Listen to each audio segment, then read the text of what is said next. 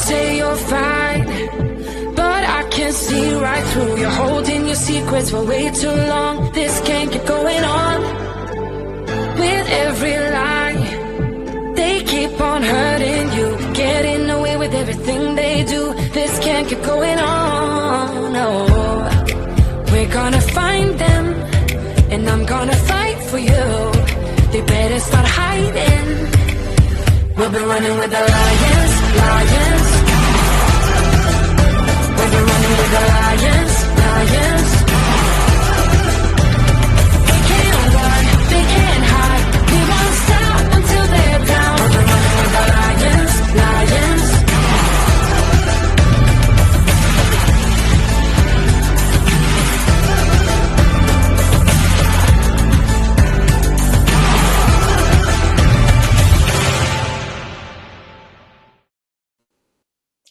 Hello, everyone, and happy Sunday. Welcome to another episode of Gloves Off. I don't know why I was in the weird corner over there, but I am so excited because I have a very exciting guest today. But before we get into all that, I first have to say that I cannot believe that it is the end of December already. I don't know where the time has gone. It is just the month has flown by, the year has flown by.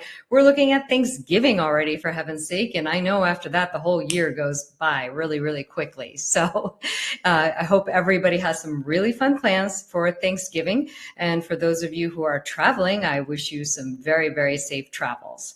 So for those of you who are new, Gloves Off is a show that is really about people who are taking off their gloves, which is a metaphor for their ego, and they are being authentic, doing courageous things in the world that are probably not really the things that people think they should be doing. So that's what I love about this journey, and that's what I love about doing the show, because the guests, like me, have really embraced our authenticity and are not afraid to make shifts and pivots in their lives. So again, for those of you who are new, that's what the show is about. And for those of you who have been tuning in, I really appreciate it. I know so many of you are commenting on YouTube and Instagram, so I really appreciate you checking the show out every week. So my guest today is Lemuel Blackett. I met him at, we are both members of a university club here in San Diego, and that's where I met him. And at the time, he was doing something completely different. And then, of course, he's pivoted, because that's what most of my guests on this show do. They pivot because something calls to them that is speaking louder than what was calling to them before. But he has a really interesting background, because he was a minister, and when I first met him and we had a conversation, he really said a pretty hilarious quote, but I'm not going to give that away because we're going to talk about that during this show. So, but before we get into our conversation with Lem, we are going to obviously be thankful for our sponsors, Elevated CPA, for sponsoring the show every week.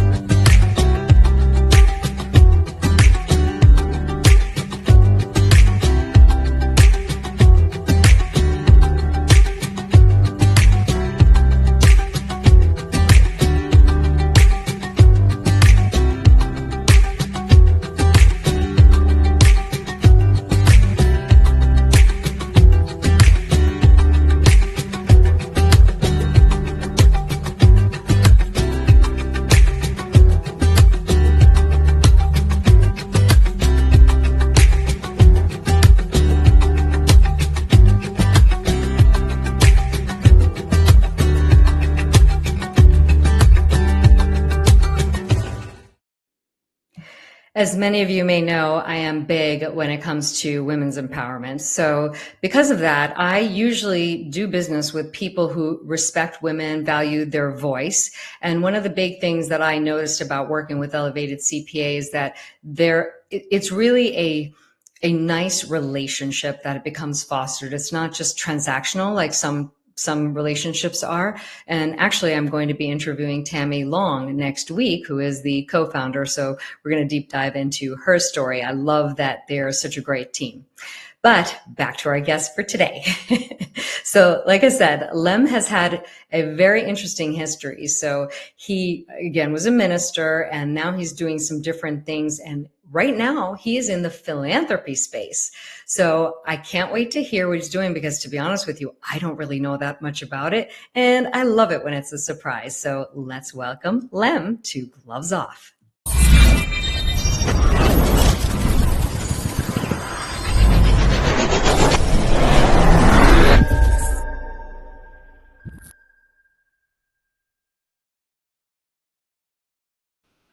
Well, hello, Lem. Thank you so much for joining us today. Hello, Dr. K. How you doing? I'm doing great. I'm glad that we getting you on the show and going to talk about your very interesting experiences. I like this background that you've chosen. It's very exciting. I don't even know where that is, but it's very peaceful. The water, a few mountains. That's my vibe. Yes. I'm like, it looks really peaceful. I kind of want to be there right now. So as I was telling the audience before you came on, you were a minister for a long time. So let's talk about that for a bit. And I think what I really want to know is not just what that was like as a profession or as a job, but how that influenced your thinking, maybe what you did in your life. How did it influence you as a human being? Yeah. I've been a minister for 24 years. I started at the young age of 21, gave my first sermon at 21. I remember it as clear as day. It was Super Bowl Sunday, January 30th, 2000. And I gave my initial sermon at my home church in Long Island, New York, Freeport, New York. And it was an exciting time. I was kind of popular in the Black Baptist, church world. And I was just really doing my thing. And unfortunately, there were some things that took place on my journey to where I was just like, okay, I don't think this is for me anymore. I love God, but his kids, I don't like his kids, man. Okay, so that was the quote that got my attention when we had our first conversation. And I have to say, I agree with you because so I now, of course, I'm curious as to what was that experience that made you feel differently? Yeah, I think it was just the politics of it all, I hate politics, period. People tell me, Lem, you got to play the politics and all of that. And I just think that's really fake. I have to be me. I know how to be polished and I know how to, get down when I need to get down. But the politics in the church, it really took away from the teachings of Jesus and helping people. And it became more about egos. It became more about people seeking position. And I am just not with that. It was so backbiting and dirty. And I know those things could happen in so many places. Don't get me wrong. I had some great experiences in church, and there's some people that are still living and that have passed on that have been very influential in my life. But as I got older, I could not unsee what I have seen. And that was difficult for me. And I would rather help people that need my help instead of giving my money to an organization that's just really filling their pockets. And that's not all of them, but I've just seen too many of them. Yeah, no, it's true. So it's so interesting. What I find so interesting about doing this show and interviewing so many people is that there are so many parallels between the lives that we live. Maybe it's not the specific exact situation. So you said some things, some catchphrases that really stuck out to me. Once you see, you cannot unsee. Well, I say that about my life in medicine because, again, I went into medicine to help people, but I also saw some ridiculous politics, which I couldn't unsee once I saw. So it does really exist everywhere. The problem with our society today is that everything is about politics and filling our pockets, and we have lost this desire to truly do good in the world. And when you come from that space, it shifts everything, not what's in it for me all the time. You do it because there's a greater good at stake.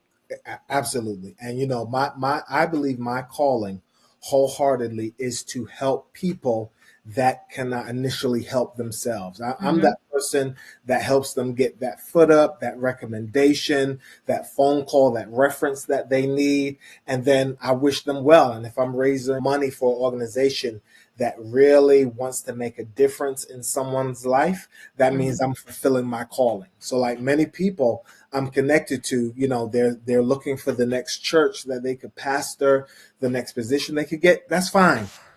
I'm not mad at that. If that's what you want to do that. But I have pastored two churches. I kind of wish that the experiences were different, but I do not regret them in the sense that I'm able to do so much more with the time that I have now, with the experience that I've had in leadership. I know what to do, what not to do. I know who to connect with, who not to connect with.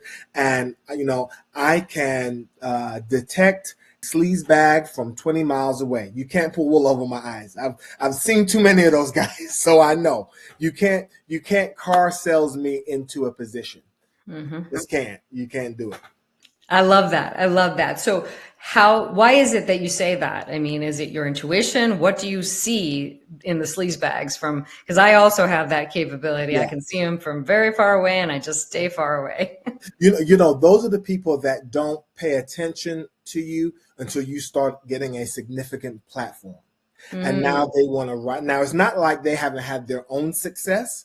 They've had their own success, but now they want to take credit for your success. And as a man of faith, I have my own values, my own beliefs, that I am going to always give credit to God and say thank you to people that have helped me in that space, especially those that are not coming for anything. I know people that always, I remember, I give you this, Dr. K, my first, let's say 4 or 5 months at the club and with this nonprofit, I was able to raise $1 million from an organization, raised $1 million, and the word spread like wildfire. And this gentleman came, I was like, I can help you get these different positions. You could be a VP, you could be a director. I said, no, I'm all set. I'm still kind of learning and figuring things out and trying to take what I've learned in church and try to make some of those things applicable in the more broader nonprofit world. And he just kept on and on. And I'm like, dude, just back up. Why are you so interested in me? Why me? Because and then afterwards he was just like, I could connect you. And people was like, Lem, you should get connected with this guy. He knows everyone. I was like, no, I know him. He's going to want something in return. And so before we get any further down the road, let me just stop you right here and say, I'm good, brother. I don't need your help. I'd rather deal with some other folks concerning what I want to do with nonprofits, Yeah, and it's true. I think it's very obvious when you see those people that are doing something for, just for a good reason versus they're wanting something in return. It's a different vibration. I think that's the thing that I often will feel it, even without having proof, but I will sense it. And usually what I've seen in my life is when I didn't know, I eventually understood why. So later I just learned to trust my gut and I didn't even have to find out the why. It doesn't matter. Oh, absolutely. I mean, when I was helping this church a few years ago, my older two kids were really small, Brendan and Sasha. And, there were some things going on and it just didn't sit well with me. So I decided to leave. And some of the other pastors called me. They was like, they called me by my last name. They was like, Blackett, you gonna leave Reverend so-and-so in the midst of the campaign? I said, yes. They said, why? I said, because it will not be said, he is the reason why I'm pastoring this church. I'm going to get it on my own with the help of God, with my credentials, with my experience, with my gifting. And I was able to get 2 of them without his help. And that didn't stop him from trying to sabotage it. So I knew then I made the right decision, so that's why I know these guys, I see them. Well, the bottom line is definitely plenty of people out there like that. I frankly have no tolerance for that either. And, it's really a matter of integrity. And that is just something that I have recognized in this world. There really could be a lot more of, as opposed to this self-serving attitude. And granted, I don't mean to discount the fact that we need to live and we need money to survive and all these Correct. things. I understand that 100%, but my belief is really such that will all come if you maintain a high level of integrity. I believe you'll probably have way more than you ever imagined. But if you're doing this kind of shady shit, for Yep. lack of a better word, Yes, yes. when I think of shady, I want to say it's shady shit. Anyway, it's gloves off. It's my show. I can say whatever I want. That's what I love about it. And so can you. But bottom line is that there is a way to do it in that low frequency, low vibe way, or there's a way to hold on to your integrity and do it in another way. And that's really, I think that's where we're just seeing things are getting divided pretty quickly in our day-to-day interactions. I come across those people pretty frequently on the other end, and I say, yeah, you're not for me. And the ones that feel like they're in alignment, and often I don't even know that much about them. I just sense it. Correct. Sense it, and that's the end of it. Yeah. But I feel like there's really going to be a leveling up of integrity as time goes on, because even it's just our whole society needs to change around that. You know, what happened to our word is everything? I mean, now it's just not the case anymore. It doesn't mean anything anymore. The people just go rogue. They do whatever they want without considering the impact it will have on someone else. You know, and, you know, I'm a big believer of, you know, don't tell me what you're going to do. Show me. I want to see it, because everybody could talk. Everyone's a smooth salesperson. Not everyone, but majority of people, they're smooth salesmen. And I'm just like, miss me with all of that. Let me see what you are capable of. And they're really good. Those salesman types, they're really good at what they do. I mean, they will fool probably the best of us for a little bit. I would say that they're so good, they might fool me for a few minutes, whereas other people can't fool me at all. But they are really good at what they do. So we have to give them credit. Yes. So, well, that's interesting. So after you left that, what was your next step after being a minister? Yeah. So after, you know, serving in churches, when we moved to San Diego, we moved September of 2021. And, you know, I was able to get another ministry job at another church in Point Loma. And I was there for almost a year. And I just realized this is just not, it's just not for me. You know, like I give my all in anything that I am doing. And when that is not reciprocated, when it is just not, when I just don't see the level of respect and love and work ethic that I'm putting in, I get withdrawn. I get bored very easily, you know, and there were just so many things that went on. Some kind of racial slurs kind of went around, racial remarks. And I was just like, you know, before I go to jail, let me just remove myself. And, you know, I was just working on my books and things like that. And then I got connected with a nonprofit, which really, you know, lit the fire again, because I was helping people. I was helping veterans. I was helping high school students. I was helping the homeless. I was helping the hungry. I was helping people that was dealing with addiction. And every time I came home from a networking event or a meeting, I slept well, because I knew I put my best foot forward. Someone was being helped. I knew when I stood up and shared the mission of that nonprofit, people received it, and they knew I wasn't selling them bullshit. I was telling them the truth. I would take them on tours, and it just gave me so much gratitude, you know, that I was able to help someone just by raising a little bit of money. That's amazing. One thing you said really stuck out in my mind, and that was the fact that when you did these things that you felt you were really serving people that needed your help, is that you slept really well that night. Yes. I can't tell you that is something I asked myself. I mean, any one of us could not sleep for, you know, a night or two, anything could happen. But if it's consistently not sleeping well, one thing I've been trained to do in my own mind is to ask myself what's not right in my life, what is not in alignment. And that is usually why we can't sleep, because we're in our subconscious. Our subconscious knows the answer to that. We know it's not right. And, you know, it's so funny you bring that up. just before we moved, maybe about 2019, 2 years before we moved to San Diego. The first church I ever pastored, we was just going through so much turmoil, so many things were happening, and I was just drinking. I could not sleep, maybe 4 hours a night, if that, or up all night. And I was just like, enough is enough. And then we kind of had a meeting. I was like, look, I'm not coming to any meetings unless we're having prayer to kind of work this thing out. So I'm not coming. And it was like, we figure we'll just suspend you from the pulpit, and it's all because I called them out on their crap. And it was like, we're going to suspend you from the pulpit. And I said, Deacon, is the other deacons with you? And he was like, yeah.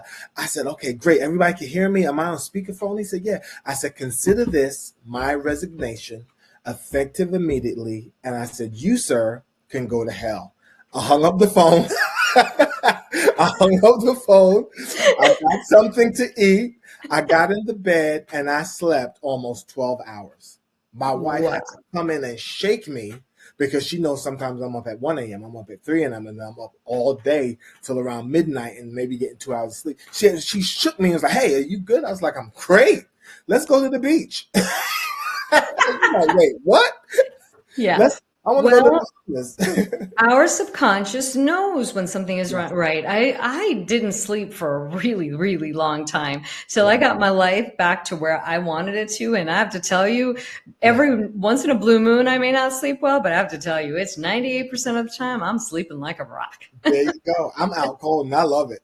I mean, I have no worries. I'm like, you know what, it's good. All right, because I know what I'm doing and I'm doing it to the best of my ability. And all the things are in alignment with what I should be doing. And it feels very, very peaceful. So hence, this is why folks out there who are watching, he says he loves God, but not so much his people. And what I find so interesting about that is the people in the freaking church. Yeah. What in the world? I mean, when you said that, I didn't know you were talking about people within the church. I thought you meant other people.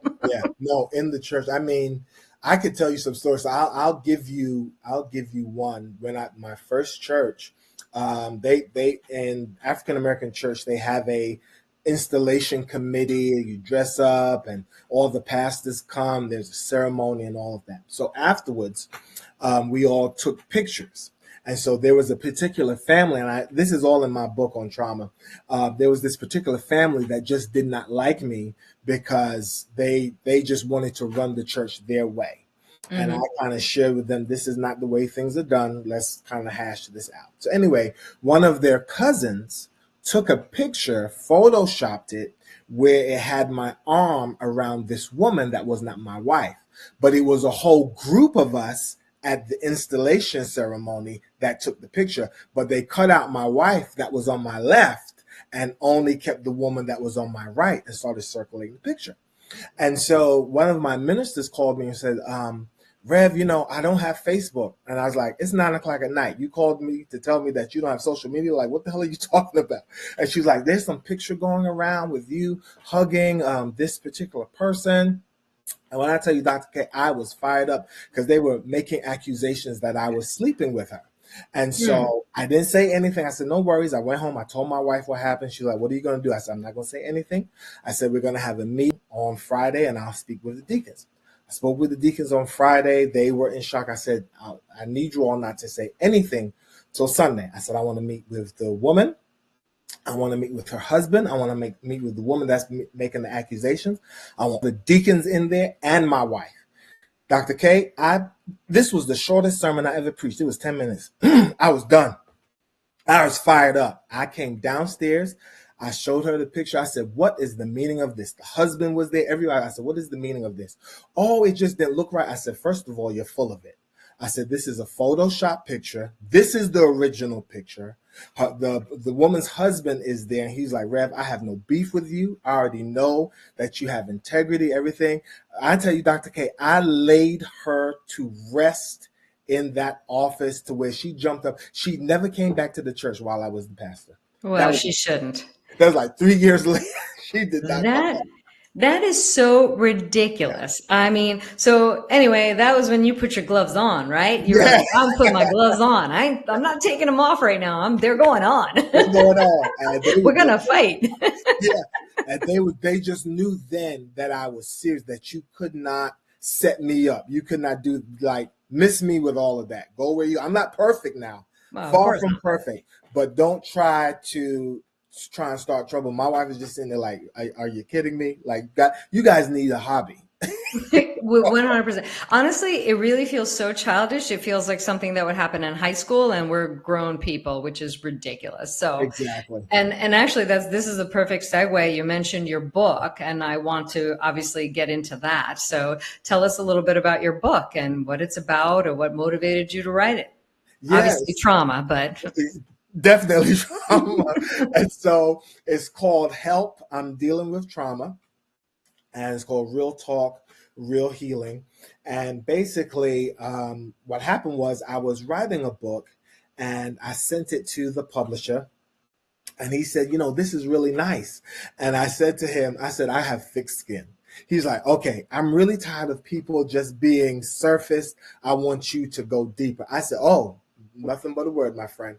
And I just went deep. It just all came out. And it was after I resigned from my second church. I resigned from there.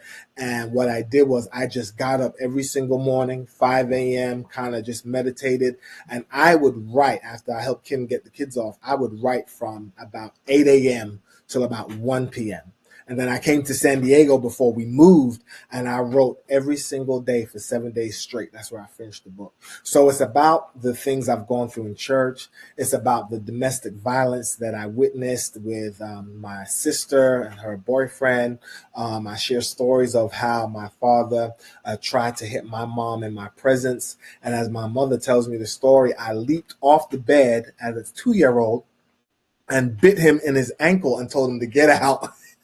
Because he went to strike her, and I was like, and so that leads me to say I really despise that. Like I share in the book, I had a friend that was ex-friend. He was hitting his girlfriend, and we were at the church, and we were downstairs, and she told us, and I brought him in, and I said, dude, if you need help, we can help you. And he said, I don't need you to Oprah or Dr. Phil me.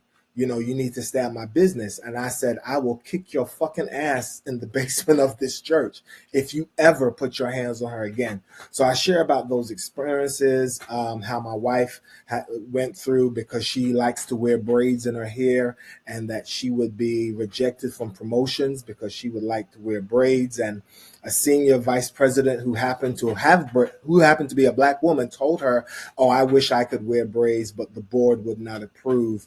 And they kind of held her back. So I share all those experiences in the book, and my mother moving from Guyana to London to America, and just things I've gone through. Yeah. wow. Well, one thing I'm curious about is they say that domestic violence often breeds more domestic violence, Mhm. but in your case, it didn't. Why do you think you took the other way, that you're almost really a fierce fighter against it Yeah. and protecting women from it? Yeah. I just saw the pain in my sister. I saw the pain in my sister-in-law that my brother would hit his ex-wife. To the point of holding her, punching her in the face. And I was a little kid, and I carried a lot of guilt because I was too small to do anything when my sister was being smacked around, and I was 12, and I was just too scared to do anything. And so now that I'm older and grown, even in my early teens, I was like, no, this has got to stop. And I just knew it's just not right. You just don't do those things. You are supposed to protect your wife, your spouse, your woman, your daughter, your niece. And if you allow anyone to disrespect her, then you need to go into the gym with someone and get out. It's just not right. I'm not sure what clicked there, but I'm not gonna stand around as a man and watch you physically assault a woman. Right. It's just not going to happen. It's really hard when you're a man and you're Right. smaller and you can't fight back. It's got to be terrible because you want to do something, but you don't even think you can. Yeah. I love martial arts, but one of my instructors back in Florida, was my Krav Maga instructor. Mhm. He told me that's when he got really interested. He was, I don't know, maybe 10 or 11, and his mother's boyfriend was beating her Yeah. regularly. And finally, one day, he just did it. He just got up and he held the guy down. And I think it was just in a fit of rage. But he'd already been training in martial arts. So he says that's one of the huge reasons he got involved in it, because he couldn't watch his mom. That happened to his mom. And it was also happening to his sister. So he said Yeah. no. And he was the only boy in the house. Yeah. So he stopped that. And that was the last time he ever touched any. If I remember correctly, he was just gone after that. Good. So we need men to stand up and do the right things, because there's a lot of them who are not. So the more of them that are, Yeah. starts to balance the playing field. Absolutely, absolutely. Yeah, it's just not right. Malcolm X. I know he attributed this quote to black women, but Malcolm X said one of his speeches, "The most disrespected woman on the earth is the black woman." And I cannot sit around and watch any woman, whether she is black or white, Right. Hispanic, Asian, to Doesn't be matter. disrespected. It just doesn't matter. I'm just not going to allow it. Before I get into it with you, I'd rather just walk away. I'll go for a run. Whenever my wife and I argue, all right, I'll be back. I'm going to go to the gym, because my boys will never grow up saying that. And I already told them Brendan is 14, Noah is 7. I said, I better not ever catch you, because you won't have to worry about their father. You're going to have to worry about me. And that's how it should be. Yeah. I would like to just say one thing about that. I mean, yes, I agree that men should be protectors of women, but I want to just take a step back and remind all women that they also have the power to defend themselves. It Right. really, first of all, in my martial arts training, they tell us that 98% of it is the way you're walking down the street. So if you've got your shoulders slumped and your head's down, you are a target. So just you carry yourself and the way that you project your image to the world and your own confidence in your own power, believe it or not, when we have that, we already don't attract a lot of these things. Yes. So, and then obviously there are things we can do to protect ourselves these days. We don't have to be targets. We can exercise, we can become strong, we can be fierce and all the things. So, and I feel like a woman has the responsibility to take care of her own things in that way. Yes. And then, yes, if you're fortunate to have a man who's going to fight for you, then that's just an extra. Right? But I don't think it should be that women should think that a man should protect them. And I realized that when, I was married for a long time. So I always was with my husband. I have 2 sons. So, I never was out without men, and I never really worried about it. My sons left, and then I was not married anymore. And I thought, you know what? I need to take care of me. I need to make sure I'm good. And that's when I really started to, well, anyway, I have a lot of energy. So this is a perfect way for me to get rid of it. Yes. But it is really important. And whether it's weightlifting, whether it's anything, we have to just find something that makes us feel strong and bold and confident, and cannot ever forget the power of our voice. Yes. Right there, just by saying no, stand back, stay back. That has No a lot of means power no. too. Yeah. No means No no. means no, period. Right. But if you do that with any kind of wishy-washiness, now you just lost the battle. Right. True indeed. True indeed. I train my daughter. No, you tell that boy no, or anybody assaults you, fight back, call me, call the police. We will be present, Yes. Yes. So anyway, I had to digress there for a second, because I do think it's important, and I'm grateful for men like you out there, but we cannot depend only and solely on that all the time. So. Yeah. But so, yeah, that's a very interesting journey. And the name of the book again, please. Help, I'm dealing with trauma. And, now they talk about these traumas like big T traumas and little T traumas. I don't know. Personally, I think trauma is trauma. Maybe some are bigger than others, but I don't know. I don't know that I think it's a complicated subject, but so I won't really get into that. But so then you went, now can you describe how from there you got into this you were doing some other thing with computers for the children back when I Yes. first met you, which I Mhm. think is a great cause. And now you've transitioned into this philanthropy upgrade. So tell us Yes. a little bit about this company, what your role is, what drove you to this. I know you want to help people, but Yeah. Yeah, so Philanthropy Upgrade, we've been in existence for 2 months, but I've been fundraising for over 20 years, with churches, religious organizations, smaller nonprofits. And it's just a way for me to help nonprofits think outside of the box. So the last nonprofit I worked for, we parted ways, great organization. But I am a creative, innovative thinker. The way I do things is different and it gets, exceptional results. And so I just wanted to kind of share that talent with not just one nonprofit, because when you're working, Dr. K, with a regular 9 to 5, they'll tell you, we've never done this before. We want you to do it this way. These are the steps. This is the employee handbook. And I'm just like, miss me with all of that. I have thoughts and concepts and ideas where I know I could help these nonprofits. And so I just kind of bounced the idea off with a few of my networking colleagues, shared it with my wife, and all of them said the same thing. You are not meant for just one organization. You are a brand. And I received that humbly, because I know when I show up to something, I'm bringing all the force with me to make sure it is spectacular for the organization so that they can continue their mission. And so that's the purpose of Philanthropy Upgrade, to help them think, bigger, think more creatively, so that they can make a major impact in the community.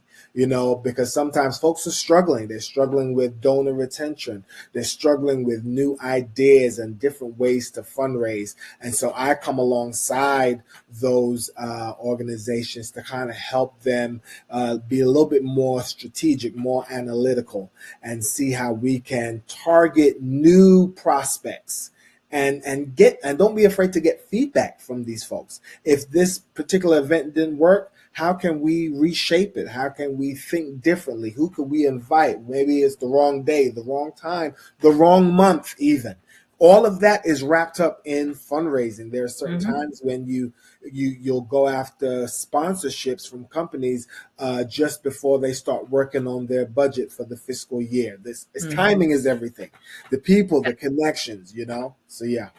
very, very true. Yeah, that's a really good point. And you're doing something at the club, or you do things, regular events at the Yes. university club and things to bring more awareness. I mean, it's really a great place to network for sure. I've Oh, met a lot of great people there. Oh, it's a phenomenal place. Been a member there. Next year will be 2 years. Raised a lot of money. Met some of my closest friends there. We hang out. And tomorrow we're going to have a bar takeover, and it's called Raise Your Spirits. And all of the cash tips and Venmo tips will go to benefit Home of Guiding Hands. They've been in existence for over 55 years in El Cajon, and they continue to spread, and they help folks with special needs from birth to death. And so they have amazing programs. They have 28 homes, buses where they take their clients to different programs to help them through the day. Some of them are verbal, some of them are nonverbal. And so the University Club has been so generous in every event that I've done there that they have opened up space for the clients that I have so that we can raise money. So Brian Lee, Jonathan Yee, Joe Bruner, they're just amazing management team that just allow me to come in and network and create meaningful relationships. Yeah, it's wonderful. I know they really are a great management team. I haven't met everybody yet, but I've met quite a few of them, and they've been wonderful. And they're very gracious. They're also very supportive. They're very inclusive. So there's a lot of things. And I think what I love about the people that I've met on the management team is that you could really be real. You could talk to them and express what's going on. And some people just listen to you and don't do anything, but that's not what they're about. They're really about making this a place that people thrive. They make business connections. And frankly, I joined really for the networking aspect of it. But like you said, I wound up meeting some of my best friends that I hang out with them quite a bit. I've met such great people and continue to, because they're adding members all the time, which is great. Oh yeah, Mitch is just phenomenal. He just goes around connecting LinkedIn, and we bring people to him, and the club grows because of people like you and I and others that are there that just enjoy the experiences. Like, yeah, we join for the network and then turn around. It's like, I haven't been to the club this week. Let me go down and see how folks are doing. And it turns out you have a drink with someone and just reconnect, Yeah. Yeah, absolutely. And I was excited because you and I, well, we didn't officially meet there. Your business partner and I met, and then he introduced me to you. So it's just how it works. One person connects you to the other, and it's just fabulous how we get to meet more people. That's true. So what do you do in your spare time? I mean, what are some things that you do when you're not working or doing amazing things for the world and writing books about domestic violence? What do you do for fun? So I do a lot of things. So I enjoy drinking scotch with my friends. That's definitely one. But not a bad hobby. But the one that really gets me going is playing golf. I play golf at least once or twice a week. So it's really great. I'm a part of the JC Golf Club. So I go to all of the different clubs that's in that program, play golf, movies, and reading and weightlifting. That's nice. I've been Now, doing I have to 75 say, Yeah. golf is a very difficult sport, and well, it seems I have a feeling for me it would be frustrating just because it's a little slower paced than what I like. But I have to say I would never have considered it when I lived in Florida, just because it's hot and humid all the time. But I have to tell you, with this weather in San Diego, I feel like it would be enjoyable all year round. And frankly, it's just such the golf courses, all golf courses I feel are probably really beautiful. I haven't seen that many, but I'm just saying from what I've seen, all golf courses look really gorgeous. But the ones here in particular in California are, I feel like, amazing. And I haven't really seen them, but I've driven past them or something and gotten a glimpse. They're gorgeous. Oh, they're amazing courses. And, you get a golf package when you join the university club as well. So I've been playing since June of 2020. Actually, my wife got me my first set of clubs. Oh, and wow. When she did that, it was a wrap. It was all over. She was like, that's really? it. She was like, okay, so am I going to see you this weekend? I was like, yeah, I've already played this week. We're hanging out this weekend. But it's just so relaxing, even if you don't get a par or a birdie, or if you double bogey, just being out there, inhaling, exhaling, connecting with people, just enjoying life. And for me, it's a time of reflection. If I'm walking the course, I have a time to think about the last stroke that I made, if what went wrong, or I'm thinking about what I'm going to do next week, and I'm just enjoying the fresh air, the nature, Right. of it all. It gives me calm. It gives me peace. And so I thoroughly enjoyed that. And then I enjoy reading. I read every day. I've picked up philosophy. So I'm reading about Marcus Aurelius, Epictetus, Seneca. And I'm thoroughly enjoying studying the foundation of philosophy and Stoicism and how it all kind of formed. And it just gives me calm. That's amazing. So, at least it doesn't look like you have a very well balanced life. You have time for your family. It sounds like when you play golf, you make sure that you're spending time with your family as well, and nobody's neglected. I feel like a lot of people can't figure out how to create that balance. It's either too much on the work avenue or too much maybe the family avenue. But I feel that a balanced life really needs to be a compilation of this, time for work, meaningful work. I don't like the idea of just working just to make money. I mean, we need it. I know that, but it doesn't feel as satisfying. I feel like when you have purposeful, meaningful work, it feels so different than work you're just doing just because you want the money. Right. And then secondly, this physical fitness and nature and this prioritizing this time for just you. Yeah. And then obviously spending the time and prioritizing that time with family members and whatnot. And it sounds like you've got all those three buckets in good alignment. And I wouldn't doubt that every now and then, sometimes one of them gets a little, out of alignment. But the important thing is that you just get it back there. I Oh, think it's hard to keep it all in balance all the time. It happens. Things get upset. oh yes, definitely. Yeah, and like you said, it's that balance piece. Knowing when to put the cell phone down, leave it upstairs while you're downstairs with the kids and the Mhm. wife. And, knowing when to shut down and knowing when, okay, I need to get up at 5 a.m. and really get these emails out if I'm going to have a productive day. And hitting the gym and things like that. And all of that, I believe, helps you on the course of your day. So after I parted ways with the last nonprofit, it was just before my birthday, and I went and played golf with my guys. And then September 16th, I started 75 hard. So I have not had a glass of anything but water and maybe occasional lemonade since September 16th. Every day, 75 hard, 2 workouts, 45 minutes inside, outside, 10 pages, maintaining a very, a good diet. And I tell you, Doc, the sleep that I've been getting has been phenomenal. The clarity that I have has been excellent. And I just know what needs to be done so that when it's over November 30th, I may have a glass of scotch December 2nd or December 1st, but I'm not going to give up my routine because it's been so impactful for me. I Right. needed that reset because I've been working since I was 14 years old. Hmm. Now I'm doing something on my own to help other organizations. Hmm. And it's given me so much freedom and so much peace of mind. Like, you have your rough days, whatever, Of course. but I don't let that, kind of hold me back, restrain me, restrict me. But it is an opportunity for me to see, okay, this didn't work, so let's go to the next one. This one didn't want to do the contract, but maybe this one will. And you just keep plugging ahead. And like you said, you shut down when you need to, you work when you need to, and you just enjoy life.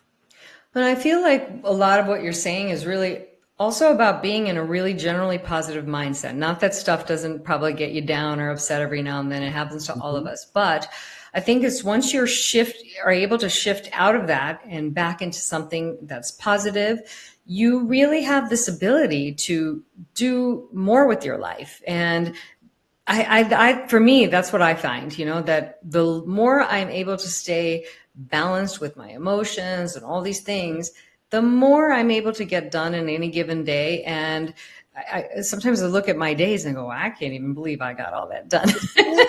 So Very it's pretty true. surprising. Yeah, I'll never forget. I must have been 23, 24, somewhere around that. And I was going through a rough patch and I was just in the bed. I mean, it was summertime and I was Wow. just in the bed, like sleeping all day. When I was really depressed. And a Hmm. friend of mine came by. He actually walked in. I forgot the door was unlocked, walked in, and he said, Blackett, get your ass up. Stop sleeping the day away. It's going to get better. And that day to this day, I'll never ever forget him because even if I'm having a tough day, I'm not going to sleep it away. I'm not going to end the day feeling anxious or feeling depressed. I'm going to end the day on my terms. Right. Period. You know. Well, even in those moments where you're feeling really depressed, everybody goes through that. I feel like what I do in those moments is I just reach for what is the best option for something somewhat joyful. I don't care Yeah. what that is. Yeah. If it's just, getting up and brushing my hair and that's all I could do, that's fine, but Mhm. just in that moment, just do this one thing that you feel like you can do to give you some joy and some peace or happiness in that moment. But I love what you said about it's going to get better Yeah. because so many times in life we hit some stage of things are really, really tough. Yeah. And in those moments, I'll say that it feels hard to believe in Mhm. those moments that things will get better. But Yeah. then I think when you get old enough, you start to see that things have gotten better over time, right? Like you went through X and then it did get better. Maybe not in the next day, but in the next week or two or three or a couple of months, whatever it is. Mhm. But one thing I realized is the faster your attitude and your spirit gets better, if you can Yes. even fake it a little bit to just get yourself going, the True. faster things shift. And now that's what I'm seeing in my life. I used to sort of wait when I was younger just to have things shift. But now I realize a lot of that is actually in my control. The minute I start shifting my mindset, shifting my Hmm. aura, my energy, I notice that things will shift really pretty quickly around me. Absolutely. Yeah, and you said something that's important. Shifting your mindset. It's all Hmm. in your mind. And Hmm. if you say, I'm not doing anything today, why is this happening to me? That's the type of day you're gonna have. But I Hmm. have gotten up every single morning and said, you know what? I'm going to chase this day. I'm going to make an impact. I Hmm. mean, Dr. K, I was sick a few weeks ago and I got up anyway, went to the gym, did a little bit of that, but then my body was like, you need to rest. And then I did. But the next day, I just kind of took it easy until I got back to 100%. And then I was determined to have a good day. And you have to have that mindset. Like, this is going to be a great day. I'm going to get this promotion this week. I'm going to apply for this job this week. I'm going to start the business. I'm going to go back to school. Whatever it is, you have to speak it and create an atmosphere of joy and hope. Don't give up on your hope. Don't give up on yourself. And once you do that, you could create the impossible and Hmm. show people it is possible. It's so true. And honestly, sometimes there are days that we just can get so down that the best thing you can come up with that day is that I got a roof over my head, I got something to eat, Yep. I'm breathing, just Yep. like all these things. And I've done that many, many times where I'm like, okay, today I'm feeling a little off, So then I'm like going through the gratitude list and I'm like, it sounds silly when I say it, but once I repeat that 5 or 10 times, I'm like, God, yeah, I really got it pretty good. Whatever I think was bad right now, it is really not that It's bad. not that It's bad. really not that bad. It's not. Well, we're wrapping up shortly here, but I did want to have the audience take a look. LinkedIn, you could follow Lem there and then keep in touch with all his endeavors and whatnot. And I feel like the takeaways from this episode were quite a few, actually. I feel that number one, we love God, but his people kind of could be a little shady. So we stay away from the ones that are. Yep. Number two, the trauma aspect of it, that, there's so many people dealing with trauma out there. And I think the one thing I'd like to say about that is that sometimes we don't even know the traumas that people are going through. This is something I've really, really thought about recently. Sometimes people are off, right? And we don't realize what they're going through. So I think that's important to keep in mind, that we don't know other people's journeys. We don't know what they're going through. When I see people acting strange, I'm much more graceful about my thoughts about them these days than I used to Yeah. be. I just say maybe they're going through something and that's creating them to act this way for whatever reason. Then the other thing I would like to say is that, you had the courage to leave certain things to find a better path for yourself, or maybe not better. I'll say more in alignment with what your true calling was, what really makes you happy. And then really just the importance of balance, in one's life, not to make it all about work or your family or yourself. Any one of those things does not create a fulfilling life, but it's really the balance of all of those things that makes life worth living and really enjoyable. Absolutely. You have to live one day at a time and be thankful for the days that you have. When you wake up, say thank God, thank the universe, whatever you believe in, that's on you. Good, go for yours. But chase the day. That's been my mantra for the past 60 something days. I Get love your it. ass up and chase the day. That's what It's you the want day. to do. Yeah. Make it what you want. Seize it. Carpe Yes. diem. Take control. We're not victims here. And No. I think, once you realize that you're going to chase the day, I love how that even feels as I say it. It just makes me feel like I'm going to go get it. You want So to go get it. And I've been posting that on LinkedIn and IG, inspirational love messages. it. Then I tell them, get your ass Love up, it. chase the day. Yeah.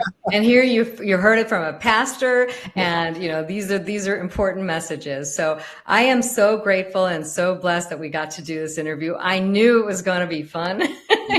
I knew there was something lurking under that surface that I was going to deep dive into, and I'm grateful that you gave me the opportunity. And I appreciate you being a guest on Gloves Off, and looking forward to your events. Thank you so much. Appreciate you. And hopefully you can swing by tomorrow at 3. Yeah. Well, I should be there. I don't think I'll be quite there at 3, but I might be there a little later. So, but anyway, good luck if I don't see you there.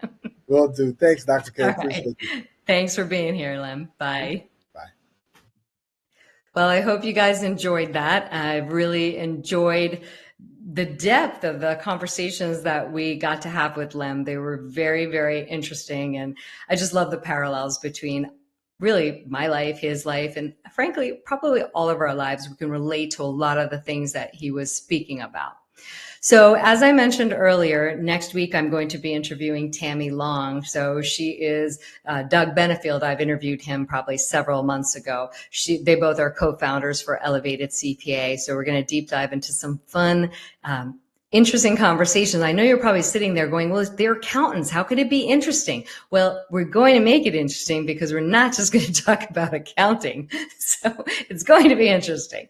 Anyway, the other thing is that I want to thank everybody for, the subscribers on YouTube and for all the love that I get. I appreciate it. So for those of you some of you watch it from E360 TV and others of you watch it on YouTube or LinkedIn. For any of you who are looking to figure out where to find me, you can find me on Instagram and YouTube under drkalpana.unbound. And so if you like my content here, you can watch this show. And on YouTube in particular, I post a lot of other stuff. So, if you're watching this on E360 TV, maybe just subscribe to my channel because then you'll get other stuff that I am talking about. So that being said, I hope that all of you have a very, very fantastic Thanksgiving holiday. If you have the ability to take time off, please enjoy it. And we will be back after the holiday of Thanksgiving and another interview. So you guys have a great evening.